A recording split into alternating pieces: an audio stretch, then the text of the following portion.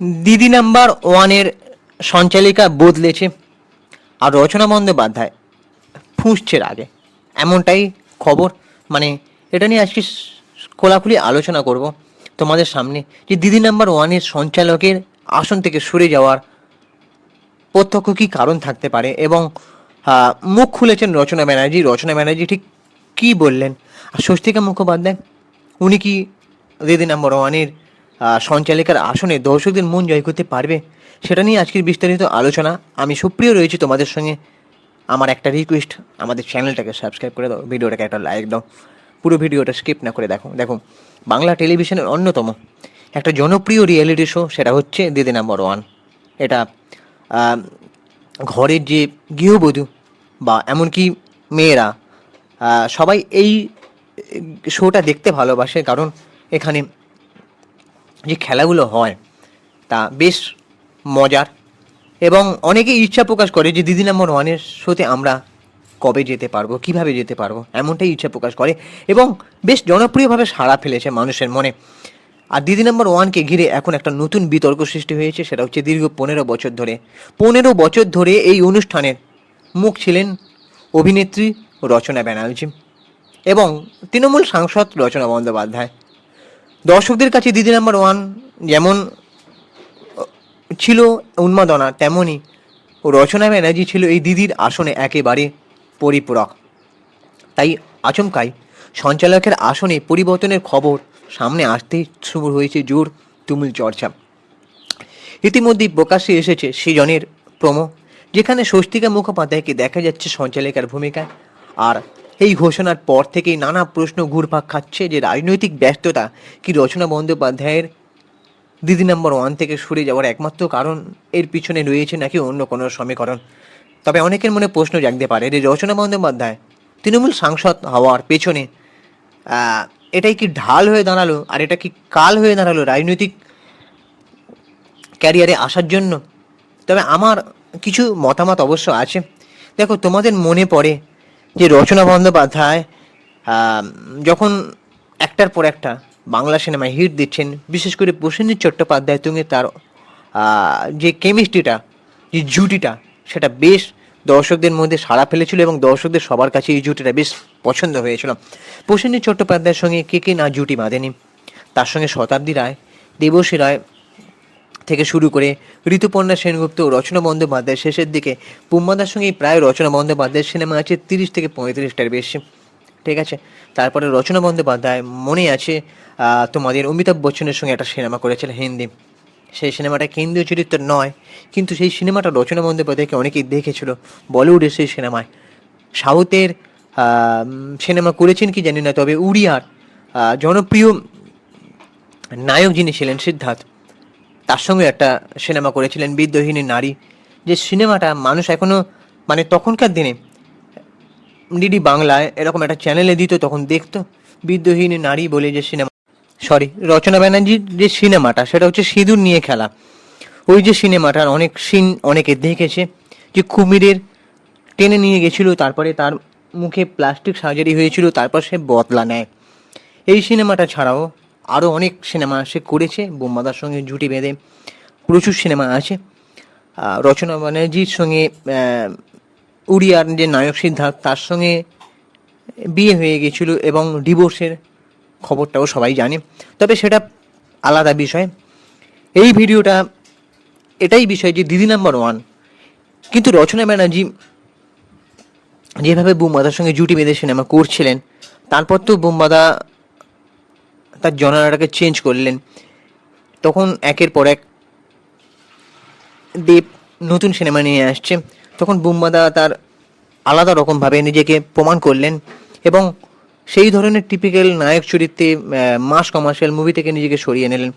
তাই রচনা ব্যানার্জি বলতে গেলে বুম্বাদার ওপরেই ভর করে চলছিল, কিন্তু তারপরে রচনা ব্যানার্জি নিজেকে নতুন করে ভেঙে চুরে ডিরেক্টরদের সাথে যোগাযোগ করে আরও নতুনভাবে চেষ্টা করতে পারতেন, ছবি করতে পারতেন। তিনি কিন্তু অন্য ধারার ছবিতেও অভিনয় করেননি, মানে তাকে কি ডিরেক্টররা নিত না, নাকি তিনি চেষ্টা করেননি। তবে একটা কথা বিশ্বাস করা যায় মনে প্রাণে, যে যার কাজ করার ইচ্ছা থাকবে, যেমন প্রসেনজিৎ চট্টোপাধ্যায় খিদেটা বেশি ছিল কাজ করা, তাই তাকে এখনও পর্যন্ত আজও ডিরেক্টররা সুযোগ দেয় এবং তাকে নিয়ে চরিত্র নির্মাণ করে। যদিও বুম্বাদার এই কমার্শিয়াল সিনেমা না করা নিয়ে আমার অনেক আপত্তি আছে, তবে রচনা ব্যানার্জি দিদি নাম্বার ওয়ান সঞ্চালনা করে যেভাবে তিনি দর্শকদের মনিকটায় ছিলেন সিনেমা না করলেও, সেটা কিন্তু প্রশংসনীয়। মানে তিনি সাধারণ ঘরের যে বাড়ির লোকেরা, দর্শকরা যারা টিভির সাথে প্রতিদিন কানেক্টেড, তাদের সাথে কিন্তু তিনি জড়িয়ে পড়েছিলেন ওতপ্রোতভাবে। কিন্তু কোথাও গিয়ে রচনা ব্যানার্জি নিজেকে আরও প্রমাণ না করে তিনি রাজনৈতিক ক্যারিয়ারে কেন যেতে গেলেন? তারপরে তিনি যেভাবে ওই মানে একটা দলে থেকে যেমন আর কি সবাই হাসির খোরাকের মতন মানে কমেডি করে, মানে তার এক একটা কথাবার্তায় মনে হয় তারা এতটাই কি ইম্যাচিওর, মানে অপরিণত, যে আজকের দিনে দাঁড়িয়ে তারা রাজনৈতিক ময়দানে পা রাখতে না রাখতে এরকমভাবে হাসির খোরাক করছে, তাদের কথাবার্তায় মানুষ খেললে করছে। তো তখনও কোথাও গিয়ে মনে হয়েছিল যে রচনা ব্যানার্জি দিদি নাম্বার ওয়ান করেন, এবং যে রচনা ব্যানার্জিকে একসময় প্রসেনজিৎ চট্টোপাধ্যায়ের সঙ্গে জুটি বেঁধে সিনেমা করতে দেখা গেছে, তিনি সিনেমায় না মন দিয়ে বা আরও কিছু করার চেষ্টা না করে তিনি কীভাবে রাজনৈতিক ক্যারিয়ারে পা রাখতে পারেন, এমন প্রশ্ন কিন্তু মাথায় ঘুরতে থাকে। তো এবারে যাই হোক, তো সেইটাই কি কাল হয়ে দাঁড়ালো সরকার চেঞ্জ হয়ে যাওয়ার পরে? অনেকে কিন্তু এটা মনে করছে। এবারে এই যে ইতিমধ্যেই প্রকাশ্যে এসেছে স্বস্তিকা মুখোপাধ্যায় প্রোমো, সেটা দেখে অনেকে প্রশংসাও করেছেন, আবার অনেকে দিদি নাম্বার ওয়ানের রচনা ব্যানার্জিকে দেখতে চায় এমনও বলছে। এই প্রসঙ্গে রচনা ব্যানার্জি স্পষ্ট জানিয়েছেন যে আমার কাজের চাপ তো একটা কারণ বটেই, দ্বিতীয়ত এটা চ্যানেলের সিদ্ধান্ত, কারণ ওরা এই অনুষ্ঠানকে নতুনভাবে সাজাতে চেয়েছিল, আর চ্যানেলের সিদ্ধান্তের উপর তো আমি কিছু বলতে পারি না। আমরা সমৃদ্ধ হয়েছি এতগুলো বছরে। তবে এখানেই তিনি থেমে থাকেননি, তিনি আরও বলেন যে এটা ওদের বড় চ্যালেঞ্জ, ওদের প্রমাণ করে দেখাতে হবে। রচনা বন্দ্যোপাধ্যায়েরও পরিবর্তন কেউ হতে পারে, সেটা করে করা। আমি সেই দিনটা দেখার অপেক্ষায় আছি। সঞ্চালিকা পরিবর্তনের সিদ্ধান্ত ওরা নিয়েছিল, আমি আমার সবটুকু দিয়ে এই অনুষ্ঠানটা করেছি। তারপরে রচনা ব্যানার্জি আরও বলেন যে সবাইকে আমার শুভেচ্ছা। ওদের তো এবার প্রমাণ করতেই গোটা পশ্চিমবঙ্গ ভারতবাসীর কাছে যে রচনা ব্যানার্জি ছাড়া এই অনুষ্ঠান তারা সফল করতে পারেন, তাদেরকে প্রমাণ করতে হবে। তবে সবচেয়ে বেশি ক্ষোভ প্রকাশ করেছেন অনুষ্ঠান বন্ধ করার পদ্ধতি নিয়ে। তার অভিযোগ, মাত্র দুদিনের নোটিশে তাকে সিদ্ধান্ত জানানো হয় যে তিনি অমানবিক ও অনৈতিক বলে মনে করেন, যেটা মানে যারা দুদিনের সিদ্ধান্তে এরকম পরিবর্তন করার সিদ্ধান্ত নিয়েছে। রচনার বক্তব্য, চ্যানেলের একটা রুল আছে যে 7 দিনের মধ্যে তারা আমার কাজ বন্ধ করতে পারে, সেটা কন্ট্যাক্টেই থাকে।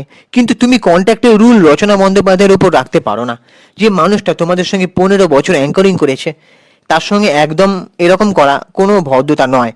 শুধু নিজের কথা নয়, দীর্ঘদিন ধরে তার সঙ্গে যুক্ত থাকা কর্মীদের ভবিষ্যৎ নিয়েও উদ্বেগ প্রকাশ করেছেন তিনি। অভিনেত্রীর কথায় তার কোনো সমস্যা নেই, কিন্তু বাকিরা কি করবে এটা ভুল। সব মিলিয়ে দিদি নাম্বার ওয়ানের সঞ্চালক পরিবর্তন শুধুমাত্র টেলিভিশন সিদ্ধান্তের মধ্যেই সীমাবদ্ধ নেই। রচনা বন্দ্যোপাধ্যায়ের বক্তব্যের পর বিষয়টি পেশাদার সম্পর্ক, কর্মসংস্থান, নৈতিকতার প্রশ্ন ও নতুন বিতর্কের জন্ম দিয়েছে। তো রচনা বন্দ্যোপাধ্যায়কে নিয়ে যে একটা শুনছিলাম, বিভিন্ন সোশ্যাল মিডিয়ায় লেখালেখি হচ্ছিল যে তিনি নাকি মমতা বন্দ্যোপাধ্যায়কে সেই শোতে এনেছিলেন, তারপরে ডলুনি বেলা নিয়ে কী সব বিতর্ক হয়েছে, আমার ঠিক এটা জানা নেই। আর এই বিষয়টার জন্য যে এই শো থেকে বাদ পড়া, এটাও আমি বলছি না। আমি একটা কথাই বলতে চাই, যে শিল্পীদের কাজ সৃষ্টি করা। একটা শিল্পী যখন সিনেমা করেন, অভিনয় করেন, রচনা বন্দ্যোপাধ্যায় দিদি নাম্বার ওয়ান শো করা এটা ঠিক ছিল, কিন্তু এর মাধ্যমে তিনি মানুষের মনে জায়গা করে নিতে পেরেছিলেন। কিন্তু তখনও মানুষ মনে করছিল যে প্রসেনজিৎ চট্টোপাধ্যায়ের সঙ্গে জুটি বেঁধে রচনা ব্যানার্জির এখনও সিনেমা করা দরকার। কিন্তু তিনি রাজনৈতিক আঙিনায় পা রাখতে কেন গেলেন? ইভেন টলিউডের কোনো শিল্পীদেরই রাজনৈতিক আঙিনায় পা রাখা উচিত নয়। আর রচনা বন্দ্যোপাধ্যায় হেরে যাওয়ার পর, মানে দল হেরে যাওয়ার পর তিনি কিন্তু বলেছেন যে সেলিব্রিটি মুখ মানেই যে পপুলার, মানে ভোট দেবে তাকে দেখে তা নয়, এমনটা তিনি নিজেও বলেছেন। আর এটা তো স্পষ্ট 2026-এর ইলেকশন দেখে, যে সেলিব্রিটি মুখ বলেই, যে সেলিব্রিটি বলে যে দর্শকরা তোমাদেরকে উপরে তুলবে তাদের ভালোবাসা দিয়ে, সেই ভালোবাসাকে, জনপ্রিয়তাকে হাতিয়ার করে ভোটের প্রচার করবে, সেটা যে দর্শক মেনে নিয়ে তোমার মুখটা দেখে ভোট দেবে, এমনটা নয়। সারা জীবন মানুষের জন্য কাজ হবে না, তারা শুধুমাত্র সেলিব্রিটি বলে তাদেরকে ভগবান মানিয়ে ভোট দেবে, এমনটা কিন্তু নয়। তাই বলছি, সবার আগে মানুষের জন্য কাজ করা দরকার। রাজনৈতিক আঙিনায় আসা মানেই মানুষের জন্য কাজ করতে হবে। তো আমার মনে হয় একটা সেলিব্রিটি, একটা শিল্পী, তার কাজ হচ্ছে সবসময় সৃষ্টি করা, তার শিল্পী সত্তাকে বাঁচিয়ে রাখা। এটা শুধুমাত্র ক্ষমতার লোভ বা মানে ক্ষমতায় যেতে হবে মানুষের সেবার নাম করে, এমনটা সমীচীন নয়। তো এবার তোমাদের কি মনে হয় যে দিদি নাম্বার ওয়ান শো থেকে বাদ পড়াটা রচনা ব্যানার্জির কি রাজনৈতিক ক্যারিয়ারে আসার জন্যই ঢাল হয়ে দাঁড়ালো, কোনটা, নাকি কোনো ষড়যন্ত্র? কি মনে হচ্ছে তোমাদের, সেটা কমেন্ট করে জানাও আমাদের ইউটিউব চ্যানেলের কমেন্ট বক্সে। ভিডিওটা লাইক করো, শেয়ার করো আর সাবস্ক্রাইব করে দাও চ্যানেলটা। চলো টাটা, দেখা হচ্ছে পরের ভিডিওতে। এবার দেখা যাক স্বস্তিকা মুখোপাধ্যায় কেমন জায়গা তৈরি করতে পারেন। তবে আমরা একটা জিনিস যাদেরকে দেখে অভ্যস্ত থাকি কোনো সিনেমায় বা শোতে, তখন আমরা ঠিক অন্য কাউকে মেনে নিতে পারি না। তবে এবার দেখা যাক স্বস্তিকা মুখোপাধ্যায় ঠিক কী করেন, সেটা তোমরাও বলবে, সময়ই বলবে। চলো টাটা, দেখা হচ্ছে পরের ভিডিওতে।